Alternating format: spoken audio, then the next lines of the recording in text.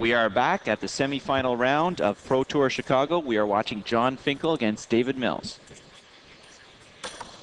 I believe they're on game 2 right now. Game's been going on for about maybe 5 or 6 turns or so. Okay. You notice both players are wearing National Collector t-shirts. I believe 3 out of the 4 players in the semifinals are wearing National Collector t-shirts. They're a big sponsor for Magic teams. They support Magic, and I believe they believe in the future of Magic. Mills is on Team Tongo Nation. Finkel and Bueller are also wearing National Collector t-shirts. I'm not sure what teams they're on right now, but they're both doing excellent. Yeah, they're not affiliated with anyone, I don't believe. At least not yet. Currently in play, Finkel has numerous lands, 2 serrated arrows, and 2 diamonds. Mills has a single frenetic Efreet, which is staring down those serrated arrows. And nice try. He tries to desert the Icy, which would obviously be pretty advantageous, but Finkel's got a red blast. Actually, the serrated arrows are in the graveyard, so Finkel has 2 diamonds, 2 undiscovered paradise, a Mishra's, and 2 lands. And he now has an Icy. Mills still has a disenchant, though, so the Icy's not going to stop Frenetic Efreet for very long. Finkel has in his hand 1 disenchant and 1 Gerard's Wisdom. It's actually not looking too good for Finkel, is it, Brian? Not so well right now. He's still got a fair amount of life, though, and he does have Wisdom in his hand. He can bring those 2 Paradises back up by casting something like a Diamond, gain life back from them. The thing is, it's interesting. If you look at Mills' hand, you remember these guys are on game 2, and we know Finkel's deck, with the exception of Mishra's Factory, has no creatures in it. And yet you see Control Magic in his hand. This is totally indicative of the mind game that's going on between these 2 guys. Finkel has 6 creatures in his sideboard. He has 4 Urnam Djinns, or 3 Urnam Djinns and 3 Wildfire Emissaries. And he's beaten many players, or he beat many players in the Swiss rounds by bringing them in after the first game and basically destroying like a completely helpless opponent who had taken out all their creature defense in lieu of artifact defense. Do you think Mills is aware of that fact?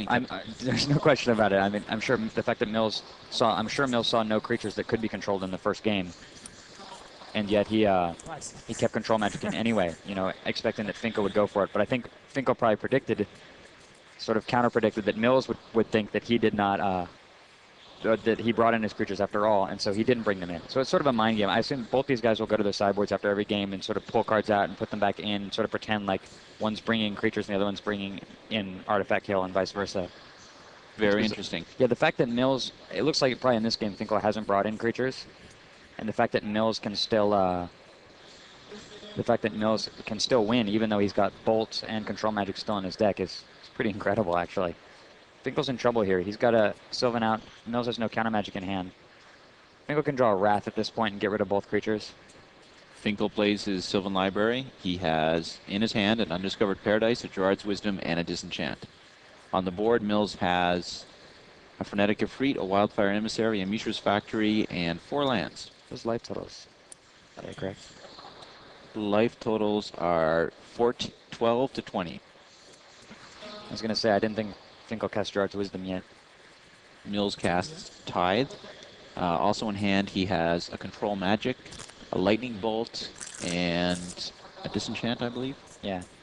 No, I think he used the Disenchant. He has Control Magic, and he has just Tithe. It's interesting. That's like a rare event when you'll see someone Tithe for 2 lands against Jon Finkel's deck. Finkel's at 12 life. Mills is at 20 life. This is the second game in the quarterfinal match. Jon Finkel, David Mills won the first game, and he looks to be in a fairly strong position in this game. He's going to attack with all 3 creatures. I'm sure he'll activate Mishra's Factory, come in with all 3, pump the Emissary once. Actually, no, there's 2 factories over there. I can see those. He's got a Bolt as backup. Mills has the Frenetic and the Wildfire. He's considering the Mishra's, no doubt. Yeah. He also has another Mishra's Factory in hand.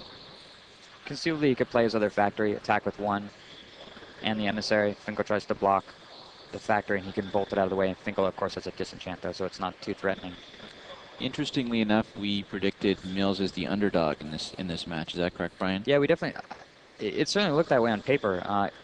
Basically, Mills has the same problems that that Rade had. Is that he comes up short in the artifact defense department. He actually has a lot of good cards against Finkel's deck. They're just not exactly what he needs. But it is still very draw dependent. I'm sure he's brought in. Actually, he may not have even brought in his Dwarven Miners. He's kept the Control Magics in for this game at least. So he's not even running with a full sideboard. His deck could be in better shape. Mills attacks, what kind of blocking situation is optimal here? For Finkel, he's going to, well, the emissary can be as big as 4-4. Finkel's at 12 life, Mills is at 20 life. Finkel takes one more hit. I think he may just block on the Wildfire Emissary, throw both factories in the way and try to kill it. And we know Mills has a lightning bolt in hand. Jon Finkel at 12 life, David Mills from Virginia at 20 life. This is the second game, best 3 out of 5 semifinal match of Pro Tour Chicago. The first game was won by David Mills. Mills is thinking if it's worth it. The nice thing about Finkel's deck is that if he's able to regain control, he can sacrifice some Mishra's factories to destroy creatures in play, and the factories would die anyway if they were Armageddon away. So he can sacrifice them. You saw him do that in an earlier match where he put one of those things in front of a knight that when he played against Roddy, just because he had the intent of Armageddoning. So although Mills has a strong lead now, it's by no means over for Finkel. Yeah, he's got another turn or two. He's got a Sylvan out, which is very good. I think he actually should have used the Paradise, in fact, to power up his factory. The both Paradises would come back up. He could take extra cards off Sylvan, maybe, and then Gerard's Wisdom for about maybe 12 or 14 life. Buy him a little bit more time, and he'd see a little bit deeper into his library. He doesn't know what the counter magic situation is in Mills' hand, however. Mills at 20 life. Pumping up the Emissary. Finkel used the Mishra's Factory as it was bolted to give the other Mishra's Factory +1/+1 bonus. Obviously an attempt to make him use more mana. Would that be the right interpretation, Brian? Yeah, but the way that this works out is actually all Mills can do is make the Emissary a 3/4, and Finkel can just pump his own factory to make it a 4/4 and just block off the Emissary. It's actually a very good play on Finkel's part, because he wound up, even though Mills had a bolt, he wound up not getting 2 for 1 anyway, and he stops the Emissary for a turn and buys himself a turn. Very smart play. Jon Finkel at 12 life, presumably will be at 10 life after the Frenetic Efreet damage. David Mills at 20 life.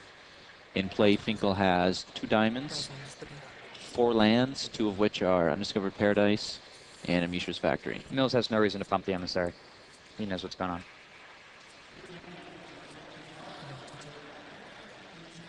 Mills has the Frenetic Efreet, the Wildfire Emissary, the Mishra's Factory, and 6 lands. In hand, Mills has the Control Magic and another Mishra's Factory.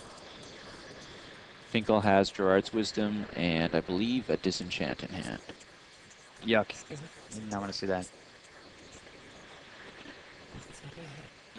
Yeah, Finkel might as well have pumped up the factory with the Undiscovered Paradise just to bring that up to his hand. Maybe he's going to hang on one more turn before he goes to cast Gerard's Wisdom.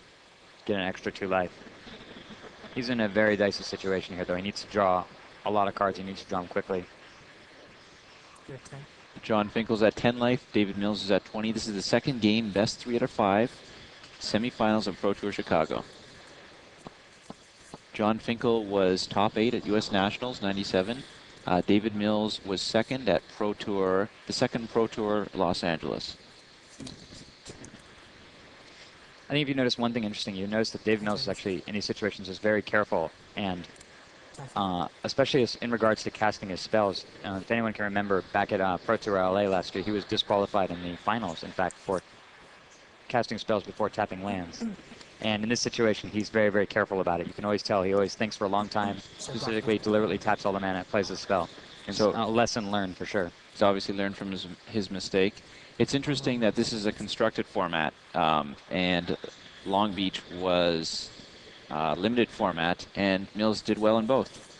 That's fairly impressive. Yeah, definitely. It shows a tremendous amount of flexibility. Mills is interesting, actually. He didn't appear on the pro tournament for a long time. He was sort of legendary on the East Coast as being a Type 1 player. I remember hearing a lot about him in the old days and wondering when he would appear on the pro circuit. But and he certainly did. When he appeared on the pro circuit, he appeared in a big way, finishing number 2 in Pro Tour Long Beach. And here he is again in the semifinals. This, however, is the first time that Finkel has ever made a top 8. He's been long overdue. Yes. Finkel has, for a long time, been well-regarded, very well-respected player. Very methodical player, plays a lot of control-oriented decks. Finkel is currently at 5 life. David Mills is at 20 life. Finkel does, however, have the Gerard's Wisdom. Yeah, A note on the Bueller-Suver match. Bueller's up 2-1 against Suver. all right, so Finkel has to Wisdom here. He should have brought up the Paradise at the end of the turn. He would have gained an extra 2 life. But he's just hanging on here. The Emissary is just beating him to pieces. He has to draw a Wrath of God immediately. And he gained how much life from the Wisdom? Is it 8 life? I think he gained 8. So Finkel will be at 9 life. Mills will be at 20. Finkel. If he gained 8, how is he at 9? I thought he was at 5 life before. No, he took an extra card from Sylvan Library. That's right. Okay. Finkel's at 9 life. David Mills is at 20 life. Mills attacks with the Emissary and the Frenetic Efreet. Surprised Mills isn't coming through with his factory as well, actually. Jon Finkel's considering his options.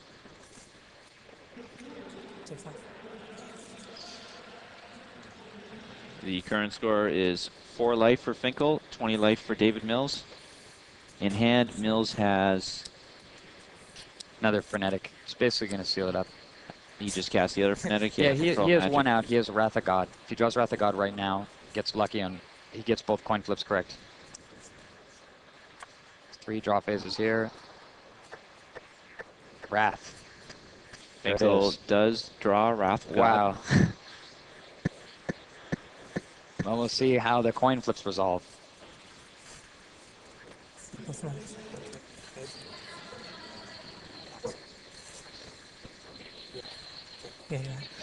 David Mills, Yes.